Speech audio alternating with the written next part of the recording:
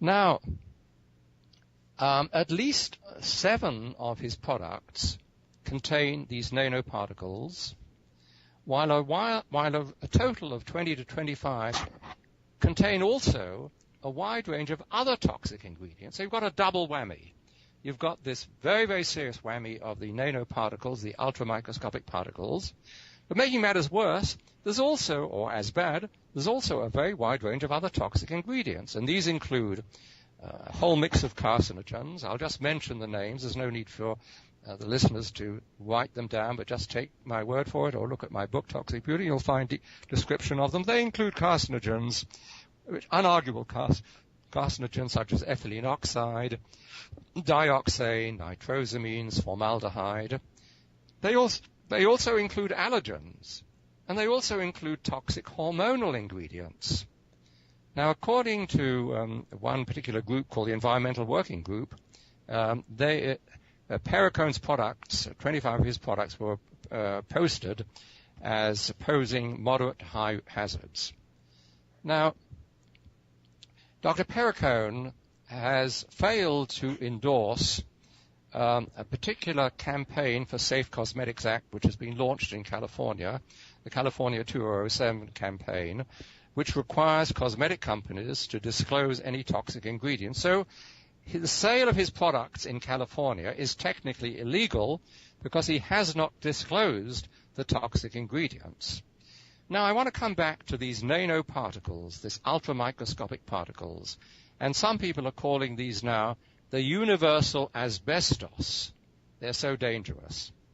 Now, a few years ago, the Friends of the Earth, which is a global network of grassroots groups in about nearly 80 countries, they published a report on nanoparticles, and the report was titled, and I'm reading from a title, Nanoparticles, Sunscreens and Cosmetics, Small Ingredients, Big Risks.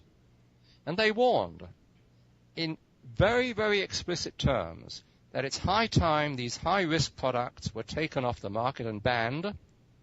And 2 years later, about a couple of years later, in mid-2008, the British Royal Commission report warned that products like Perricone's products, those that containing nanoparticles, pose very, very high toxic risks.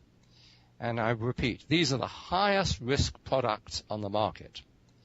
Now, in November last year, a researcher with the European Union, a product on consumer protection laws, I believe his name was Dr. Wixon, he raised further critical concerns about nanoparticle products and the fact that they can accumulate in the environment. And I've got a quote from him. In studies of toxicity and exposure, it is crucial to take into account the incredible persistence of carbon nanoparticles, which represent one of the most biologically non-degradable man-made materials currently available. He further warned that the body's response to nanoparticles is similar to that of asbestos. Now, although Dr. Perricone touts his website as being the place where you can get information and inspiration you need to manage your looks, your health, your weight, and your life, his cosmeceuticals are deceptively marketed as safe for the consumer. Nothing could be further from the truth. And my own comment is, as an expert in toxic industry crime, an area in which I have specialized and testified before Congress, that's crime due to the sale of toxic products. Nothing could be further from the truth that his products represent one of the most serious known dangers to consumers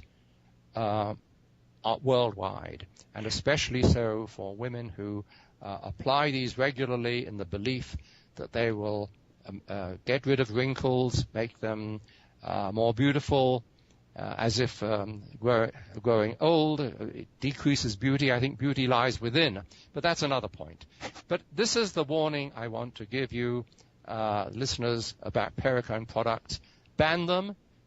make sure your friends also are aware of them, and make it clear that these are fraudulent and dangerous. And you'll find on the Cancer Prevention Coalition website, you'll find a fuller description of these products, quite apart from in my book, Toxic Beauty Book, which came out last year, 2009. You'll find out further information on them. Well, thank you for that warning, and it's quite a serious charge, especially in light of your extraordinary expertise. I mean, you're widely recognized as one of the prominent national experts in toxicology, and many of our listeners may not realize that you are probably the single largest influence for limiting the use of bovine growth hormone, and you've done a lot of the pioneering work on that and really keeping it out of the food supply. So I really appreciate your efforts in this area. And I'm wondering, though, I mean, there's some pretty significant claims. And I just was curious if you could expand on some of the dangers of the fullerenes that are in this product. I mean, what do you expect? What type of toxic results could you expect from applying these to your skin? Because obviously they're absorbed systemically, so it wouldn't just be a topical danger, it's a systemic issue. Well, the evidence which we have so far, which we've accumulated so far, is largely restricted to invasion, the fact that they get into the bloodstream, these ultramicroscopic particles get into the bloodstream, reach organs all over the body, and as far as the brain is concerned, we have actual evidence of entry into the brain and producing toxic effects in lesions, small little lesions, toxic effects in the brain. And I think I quoted to you something to that effect of the fact that they reach the brain, and we can't say we have evidence in a wide range of different organs. All we can say is these warnings which I've raised have been endorsed by the leading groups in the world, the Friends of the Earth, the European Union projects, and they have been endorsed by all the authorities who understand what nanoparticles are and nanotubes are. And so I think you can accept it. And if you want further information on this, you'll find some more in my Toxic Beauty book. But I would say, having studied cosmetics and personal care products, among other avoidable causes of cancer, these are the most, without any question, the most dangerous products on the market. And I think it's reckless irresponsibility. And I would go so far as to characterize this as white-collar crime. Sure.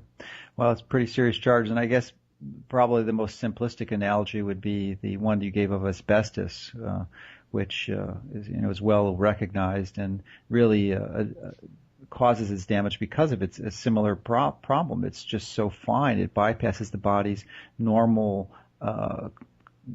detoxification or regulatory systems to remove it from the body, and it gets lodged and it can cause, in the case of asbestos, these lung cancers, something called mesotheliomas. So, we're not quite sure because of